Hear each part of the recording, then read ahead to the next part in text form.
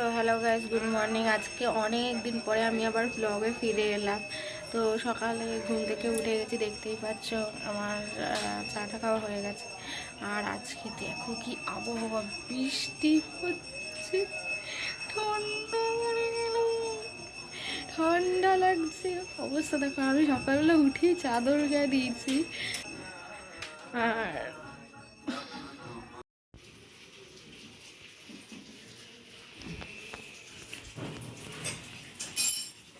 মা মা হলুদ কি পুরোটাই বাবা এইটুকু এনেছে? এইটুকু হলুদ এনেছে?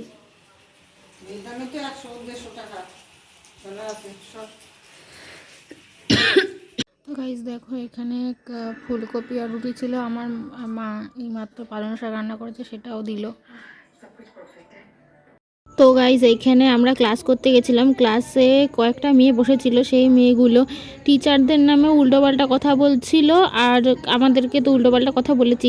আমাদের যে স্যার ক্লাস নিচ্ছিল সেই স্যারের মুখের উপরেই বাজে উল্টোপাল্টা কথা বলছিল। সেই জন্যই আমরা সবাই মিলে এসছিলাম, মানে আমরা আসিনি, ম্যামই আমাদের ডেকে পাঠিয়েছিল।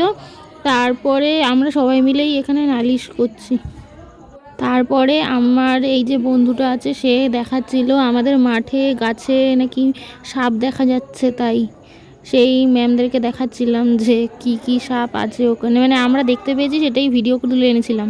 তারপর ক্লাস করে বেরিয়ে তারপরে এই সুন্দর ফুলের গাছটা দেখতে পেলাম। তারপর দেখো লম্বা লাইন পড়েছে এইখানে, ফ্রি কানের দুলের জন্য এরকম স্লিপ দেওয়া হচ্ছিল। তো তারপরে আমাদের একটা সেমিনার ছিল, তো এইখানে এই স্যারটা কোনো অন্য একটা কলেজ থেকে এসেছিলো, বলেছিল তোমরা অন্যান্য কোর্সও করতে পারো কলেজের বদলে। মানে বলেছিল যে এইখানে এই ইউনিভার্সিটিতে পড়লে ওই ইউনিভার্সিটিতে পড়লে অনেক চান্স আছে তোমাদের অনেক কিছু করার, তোমরা করতে পারো। তারপর কলেজ শেষ হয়ে যাওয়ার পর কলেজ থেকে আমরা এই যে বেরোচ্ছিলাম কলেজ থেকে, তারপরে বেরিয়ে নিয়ে আমাদের একটু শপিং মলে যাওয়ার ছিল।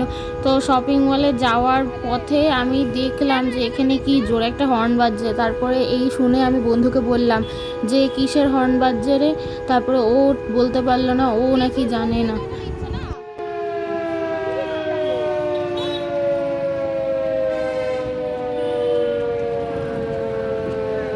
না না, কিছুর জন্য তো এটা দেয়, এটা তো আমি জানি না। তো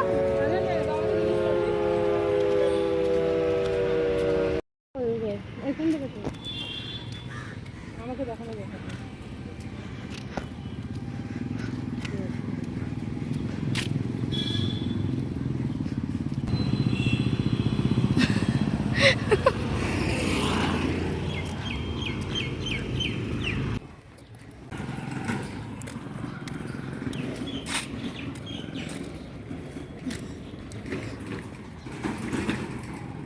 তারপর কলেজ থেকে বাড়ি আসার পথে একটা মেলা হচ্ছিল, সেখানেই গান বাজনা এরকম হবে বলে সাজাচ্ছিল। আমরা যখন মেলায় ঢুকেছিলাম সবাই মেলা শুরু হবে করছিল, মানে শুরু হয়নি তখনও। তারপরে আমাদের মাসির বাড়িতে পুজো ছিল সেদিনকে, তাই মাসির বাড়িতে তখন গিয়েছিলাম।